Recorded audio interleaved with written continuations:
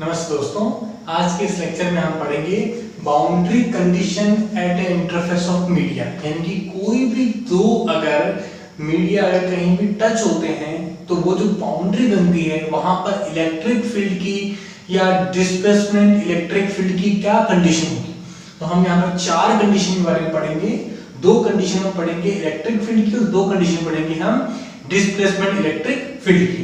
तो देखो फर्स्टली यहाँ देखो, ये कोई भी एक लाइन आपको दिख रही है जो P और Q तरह जुड़ी हुई है। ये लाइन कोई भी दो बाउंड्री स्पेस को अलग अलग कर रही है। यानी कि इसके ऊपर वाला जो मीडिया है वो अलग है मीडियम, और इसके नीचे वाला जो मीडियम है वो आपका अलग है आपका। तो ऊपर वाले मीडियम में इलेक्ट्रिक फील्ड आपका E1 है और आपका परमिटिविटी वहां एप्सिलॉन 1 है, और यहाँ नीचे इस पॉइंट के इलेक्ट्रिक फील्ड E2 है और आपकी परमिटिविटी क्या है आपका E2 है। अब देखो यहाँ पर इलेक्ट्रिक फील्ड को दो कंपोनेंट में डिवाइड किया गया है, वो है टेंजेंशियल कंपोनेंट और आपका एक होता है नॉर्मल कंपोनेंट। वो किस प्रकार के दिखते हैं, मान लिया ये कोई भी एक बाउंड्री लाइन सरफेस, यानी कि ये कोई बाउंड्री है जिसके ऊपर इलेक्ट्रिक फील्ड इस प्रकार इंट्रोड्यूस किया गया, इस प्रकार, ठीक है आपका। अब देखिए यहाँ पर इस इलेक्ट्रिक फील्ड को दो कंपोनेंट में तोड़ सकते हैं। एक कंपोनेंट तो वो होगा जो बाउंड्री के पैरेलल चलेगा, इनकी समांतर चलेगा, उसे कहते हैं आप टेंजेंशियल वेक्टर कहते हैं, ठीक है, यानी कि इलेक्ट्रिक का टेंजेंशियल कंपोनेंट। दूसरा होगा जो सरफेस के नॉर्मल यानी कि परपेंडिकुलर जो रहता है वो आपका इलेक्ट्रिक का नॉर्मल कंपोनेंट कहलाएगा। अब देखो इसी कंडीशन को यहां पर हम अगर अप्लाई करें अगर, तो इस बाउंड्री लाइन के ऊपर के लिए जो फेस है जहां इलेक्ट्रिक फील्ड E है उसके कंपोनेंट्स को तोड़ा गया है, ठीक इस प्रकार कि इलेक्ट्रिक फील्ड E1 जो कि इस प्रकार जा रहा है, इस प्रकार, ठीक है, उसके दो कंपोनेंट टूटे हैं। एक टूटा है टेंजेंशियल कंपोनेंट जो कि उसके पैरेलल जा रहा है बाउंड्री के, और दूसरा उसके परपेंडिकुलर जा रहा है। और इसको सेटिस्फाई करने वाली वेक्टर कंडीशन की आपके ये है कि E1 किसके बराबर होगा आपके, क्योंकि आपने वेक्टर में सुना होगा कि जब दोनों वेक्टर एक ही डायरेक्शन में जा रहे हो तो वो हमेशा जुड़ते हैं। तो वहां पे E1t और E1n यानी कि नॉर्मल कंपोनेंट टेंजेंशियल कंपोनेंट क्या जा रहे हैं, एक ही डायरेक्शन में जा रहे हैं और वो यहां पर मिल रहे हैं E के साथ, E1 के साथ। तो वो E1 बराबर क्या होगा, E1t प्लस आपका E1n हो जाएगा, ठीक है। सिमिलरली आपका यही नियम यहां इस बाउंड्री लाइन के नीचे जो इलेक्ट्रिक फील्ड E2 है उसके लिए अप्लाई होगा। उसके लिए क्या होगा कि ये E2 का जो कंपोनेंट है वो दो पार्ट में डिवाइड हो गया। एक तो होगा टेंजेंशियल कंपोनेंट, एक होगा आपका नॉर्मल कंपोनेंट। आपका नॉर्मल कंपोनेंट और टेंजेंशियल कंपोनेंट एक ही लाइन में है, इसे दोनों क्या करेंगे, जुड़ जाएंगे, यानी कि E2 E2t E2n हो जाएगा। एग्जैक्टली ये चीज हमें कहां से मिली, डायग्राम से मिली। अब देखो यहां पर हम कंडीशन लगाते हैं। कंडीशन क्या लगाई कि जहां पर जो बाउंड्री जहां पर टच हो रही है उस बाउंड्री पर हमने एक रेक्टेंगल बनाया, ठीक है, दिख रहा है वो रेक्टेंगल आपके, इसका नाम है ABCOD। ये आपका नाम रेक्टेंगल बनाया आपने, और उस रेक्टेंगल के अंदर ही आपने क्या किया, सारे इन कोऑर्डिनेट को शो किया है, इसका मैंने शो कर रखा है यहाँ पर। अब देखो इस रेक्टेंगल की जो लंबाई है वो डेल्टा L है और इसकी चौड़ाई क्या डेल्टा T है आपकी। अब देखो अगर ये एक रेक्टेंगल क्लोज पाथ बनाता है, अगर बंद परिपथ बनाता है अगर, तो वहां पे जो गाउस का जो नियम लगता है वो किस प्रकार लगता है कि किसी भी क्लोज पाथ के लिए जो इलेक्ट्रिक फील्ड डॉट डेल्टा होता है वो क्या होता है, हमेशा 0 होता है, ठीक है। तो यानी कि किसी भी क्लोज पाथ के लिए E डॉट डेल्टा को अगर इंट्रोड्यूस करें अगर, तो क्या होगा, वो एक फैक्टर में टूटेगा, ठीक है। इस पूरे क्लोज पाथ को तो शुरू करते हैं किसी एक पॉइंट A से, तो A से गए B, B से गए D, D से गए C, C से गए वापस A आ गए हम लोग, ठीक है। अब देखो यहाँ पर कि A से B तक जाने में, ठीक है, जो हमारा कौन सा कंपोनेंट काम में आ रहा है, E1t कंपोनेंट काम में आ रहा है, यानी कि इलेक्ट्रिक फील्ड का E1t कंपोनेंट काम आ रहा है, डॉट आपका डेल्टा L, और कहां से A से B तक, क्योंकि पूरा इंटीग्रल है वो उसको टुकड़ों में हम निकाल रहे हैं। दूसरा देखो, दूसरा क्या होगा, B से आपका Q तक आया, ठीक है, बाउंड्री पॉइंट Q तक आया आपका, देखो B से आपका Q तक आया आपका, ठीक है। वहां पे देखो E1n यानी कि देखो नॉर्मल कंपोनेंट है आपका E1n आपका, ठीक है, और डेल्टा T अपॉन 2, क्योंकि देखो ये पूरी जो लेंथ है ना वो आपकी डेल्टा T है, लेकिन अपन ने क्या किया, अपन ने आधा ही काम में लिया, तो क्या होगा यहाँ पे डेल्टा T अपॉन 2 हो जाएगा, ठीक है।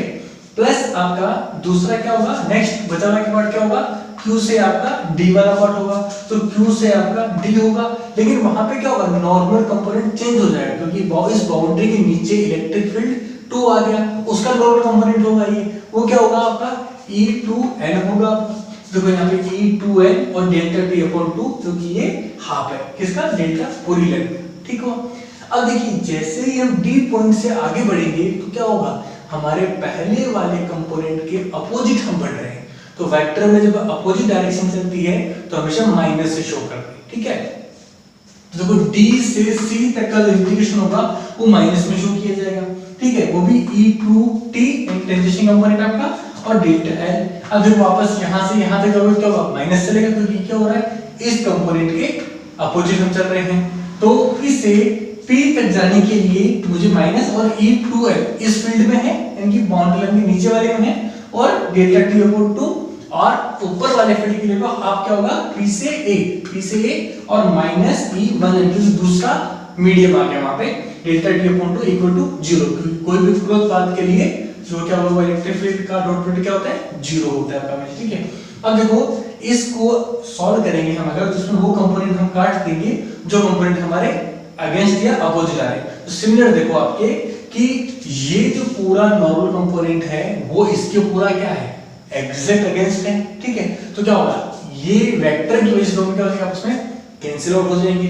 तो मैं यहाँ पे जितने माइनस टर्म होते हैं मैं वहां पे क्या करूंगा, आपके देखो ये टर्म जो है मैं इससे आपको कैंसिल आउट कर दूंगा और इस टर्म को मैं यहाँ पर जो है वो इससे कैंसिल आउट कर दूंगा, तो मेरे केवल 2 टर्म बचेंगे, ठीक है। तो वहां पे 2 टर्म क्या बचे मेरे, E1 टेंजेंशियल और E2 टेंजेंशियल बने, ठीक है। इनको मैं माइनस नहीं करूंगा, इनकी इंटीग्रेशन मैंने हटा दी, ठीक है। तो वहां क्यों हटा दी, क्योंकि ये पूरा किसके बराबर है, 0 के बराबर है, ठीक है। तो मैं इंटीग्रेशन को वहां पर निकाल सकता हूं। अब देखो यहाँ पर मुझे लास्ट क्या बचा कि E1t यानी कि E1t और वो किसके अपोजिट है, E2t के अपोजिट है, यानी कि E1t माइनस E2t बराबर 0, क्योंकि ये इसके अपोजिट डायरेक्शन में, इसके मैंने इसके माइनस लगाया जो हमें यहां से मिला। इसका मतलब क्या हुआ, E1t इक्वल टू E2t, यानी t का मतलब क्या है, टेंजेंट है, कि इलेक्ट्रिक फील्ड फर्स्ट का टेंजेंट वो किसके बराबर होगा, इलेक्ट्रिक फील्ड दूसरे टेंजेंट के बराबर होगा। यानी कि इसका मतलब क्या हुआ, इलेक्ट्रिक फील्ड का टेंजेंशियल कंपोनेंट बाउंड्री कंडीशन पर कंटीन्यूअस होता है। इसका फिजिकल मीनिंग ये होता है कि यहाँ पर वो क्या होगा, कंटीन्यूअस होगा। ये हमारी जो है वो क्या कहलाती है, फर्स्ट बाउंड्री कंडीशन कहलाती है हमारी, ठीक है। सेकंड बाउंड्री कंडीशन के लिए हम क्या करेंगे, डिस्प्लेसमेंट इलेक्ट्रिक जो है वो निकालेंगे हम। तो देखो यहाँ पर उसके लिए हमें पता है कि जो आपका डिस्प्लेसमेंट पर इलेक्ट्रिक फील्ड जो होता है वो होता है एप्सिलॉन आपका E। इस डेफिनेशन द्वारा ये डिस्प्लेसमेंट इलेक्ट्रिक फील्ड निकाला जाता है। डिस्प्लेसमेंट इलेक्ट्रिक वेक्टर होगा वो क्या होगा, परमिटिविटी और E के। तो देखो यहाँ मैंने क्या किया, इसी इक्वेशन में ऊपर नीचे मैंने E एप्सिलॉन 1 और एप्सिलॉन 1 का गुणा कर दिया और यहाँ एप्सिलॉन 2 एप्सिलॉन 2 का गुणा कर दिया। इस डेफिनेशन से देखो हमारा जो एप्सिलॉन 1 और E1 जो है वो किसके बराबर होगा, आपका D1 के बराबर होगा और टेंजेंशियल कंपोनेंट, और यहाँ से क्या होगा D2 टेंजेंशियल कंपोनेंट अपॉन आपका एप्सिलॉन 2 आपका एप्सिलॉन 2 आ जाएगा। अब देखो यहाँ पर इस इक्वेशन में देखो कि एप्सिलॉन 1 आपका ऊपर वाला है, एप्सिलॉन 2 आपका नीचे वाला है, और दोनों मीडियम क्या है, डिफरेंट है। इसका मतलब क्या होगा, एप्सिलॉन 1 जो है वो एप्सिलॉन 2 के बराबर नहीं होगा, यानी कि epsilon 1 not equal to epsilon 2। और अगर एप्सिलॉन 1 अगर इसके इक्वल नहीं है अगर, तो क्या होगा, D1t not equal to D2 होगा, यानी कि ये दोनों भी इक्वल नहीं हो सकते।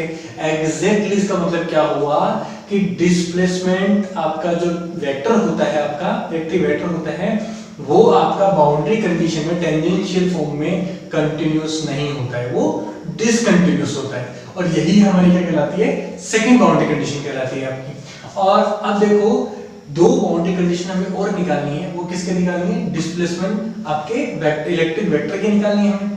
तो देखो सिमिलर मैंने अगेन एग्जांपल लिया, ये हमारी बाउंड्री लाइन है, ठीक इसी प्रकार बाउंड्री कंडीशन है। यहाँ हमने एक रेक्टेंगल बनाया था, उसी रेक्टेंगल की जगह हम वहां पर एक स्मॉल एक सिलेंडर बनाते हैं, ठीक है। ऐसा मैंने क्यों किया, क्योंकि मुझे डिस्प्लेसमेंट वेक्टर का मुझे क्या निकालना था, नॉर्मल कंपोनेंट निकालना था, ठीक है। देखो डिस्प्लेसमेंट वेक्टर के लिए भी सिंपल मैं क्या करूंगा, ऐसा ही बनाऊंगा कि डिस्प्लेसमेंट वेक्टर इधर होगा, वो D आपका 1 और आपका T होगा, यानी कि इधर टेंजेंशियल होगा आपका, और ऊपर क्या होगा आपका नॉर्मल कंपोनेंट होगा, नीचे देखो यहाँ पर नॉर्मल कंपोनेंट है और ये आपका क्या होगा आपका D2 और T आपका टेंजेंशियल कंपोनेंट होगा आपका। तो देखो इस बाउंड्री कंडीशन पर कितने सरफेस बन रहे हैं, 3 सरफेस बन रहे हैं। एक सरफेस तो बन रहा है ऊपर वाले मीडियम में, एक सरफेस बन रहा है नीचे वाले मीडियम में, एक सरफेस बन रहा है उसकी जस्ट बाउंड्री कंडीशन के ऊपर, ठीक है, जस्ट बाउंड्री के ऊपर, जो क्या है सिमेट्री शो करता है। अब देखो यहाँ पर फिर मैं गाउस का जो है डाइवर्जेंस थ्योरम जो है गाउस की इलेक्ट्रिक फील्ड में, वो मैं यहाँ यूज करता हूँ। कब? जब कोई भी चार्ज पार्टिकल वहां फ्री नहीं हो। अगर कोई भी चार्ज पार्टिकल वहां होता तो मैं इसको यहाँ पर एप्सिलॉन करता, ठीक है, और इसके नीचे एप्सिलॉन जो एप्सिलॉन 0 जो नीचे होता है ना रो के, वो एग्जैक्ट मैंने यहाँ इस डेफिनेशन से गुणा कर दिया मैंने, ठीक है, नहीं तो यहाँ पे ई होता है यहाँ पर। तो यहाँ पर कोई भी फ्री चार्ज पार्टिकल नहीं है तो मैं क्या करूंगा, इसको 0 कर दूंगा वहां, ठीक है, इनकी ये हो जाएगी 0। अब देखो ये जो डेफिनेशन, इस डेफिनेशन से क्या हुआ कि ई डॉट डेल्टा ऐसे किसी भी क्लोज पाथ का, तो मेरे 3 पाथ बन रहे हैं। पहला पाथ क्या बन रहा है, टॉप वाला यानी कि ऊपर वाला, वो क्या बनता है dn1 डेल्टा एस बनता है, और माइनस को लगा ये इसके क्या है, अपोजिट है आपका, तो क्या होगा dn2 डेल्टा एस जो कि नेगेटिव है। और तीसरा क्या बनेगा यहाँ पर, जो जस्ट एट बाउंड्री बनेगा, ठीक है। अब देखो जो एट बाउंड्री बनेगा वो क्या होगा, वो सिमेट्रिक होगा, और सिमेट्री की वजह से वो टर्म क्या होगा आपका कैंसिल आउट हो जाएगा, वो टर्म क्या हो जाएगा आपका कैंसिल हो जाएगा, किसके ऑटोमेटिक बराबर होगा 0 के बराबर होगा। तो देखो मेरी दो इक्वेशन बची, कौन मतलब टॉप वाला और बॉटम वाला, उसी इक्वेशन को मैंने यहाँ नीचे लिख दिया, इंटीग्रेशन होम को मैंने वहां से हटा दिया मैंने, और dn1 और dn2 मैंने ले लिया मीडियम 2 और मीडियम 1 के लिए। यहाँ पे d1n भी ले सकते हो आप, d2n भी ले सकते हो, ठीक है, और डेल्टा एस मैंने बाहर ले लिया बराबर 0 हो गया। इसको मैंने सॉल्व किया तो क्या है dn1 और dn2, इसका मतलब क्या हुआ, ये दोनों बराबर है, इसका मतलब क्या हुआ कि बाउंड्री कंडीशन में जो आपका डिस्प्लेसमेंट इलेक्ट्रिक वेक्टर जो होता है, नॉर्मल कंपोनेंट जो उसका होता है, वो हमेशा कंटीन्यूअस होता है हमेशा, ठीक है, और ये हमारी तीसरी नंबर की बाउंड्री कंडीशन कहलाती है, ठीक है। नंबर 4 आपका जो है उसी बाउंड्री कंडीशन में थोड़ा सा चेंज करेंगे कि dn1 जो है वो इस डेफिनेशन से है, वो एग्जैक्टली क्या बनेगा हमारा, dn1 बनेगा ε1 और en1, और d2 क्या बनेगा आपका ε2 और en2 बनेगा आपका। तो इन दोनों की डेफिनेशन को यहाँ पर यूज करने पर मुझे क्या मिला, ε1 en1 इक्वल टू ε2 और en2, और वही हमारी सिंपल कंडीशन कि ε1 नॉट इक्वल टू ε2, क्योंकि दोनों डिफरेंट मीडियम है, और ये दोनों अगर इक्वल नहीं है तो ये क्वांटिटी दोनों इक्वल नहीं हो सकती है। तो इसका मतलब क्या हुआ, en1 not equal to en2, इसका मतलब क्या हुआ कि कहीं भी बाउंड्री कंडीशन में जो इलेक्ट्रिकल नॉर्मल कंपोनेंट होता है वो हमेशा डिसकंटिन्यूअस होता है, और यही हमारी 4th नंबर की बाउंड्री कंडीशन होती है। तो आज के इस लेक्चर में हमने 4 बाउंड्री कंडीशन पढ़ी, जो कि फर्स्ट, सेकंड, आपका third and fourth. Thank you.